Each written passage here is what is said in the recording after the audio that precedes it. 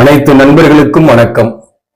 உங்கள் ஆஸ்ட்ரோ பழனிசுவாமிகள் பேசுகிறேன். இந்த காணொலியில கன்னி லக்னம் கன்னி ராசியாக இருக்கிறீங்க அப்படின்னாக்க பெரும்பாலும் எல்லாருக்கும் கிடையாது, மேக்சிமம் திருமண வாழ்க்கையில பிரிவுகளும் தனிமையும் ஏன், நீயோ சூரியகாந்தி நானோ சூரியன், பார்த்து கொள்ள மட்டுமே முடியும் சேரவே முடியாத காதல் அப்படின்ற அந்த கவிதை வரிகள் மாதிரிதான் எனக்கு ஞாபகம் வருது.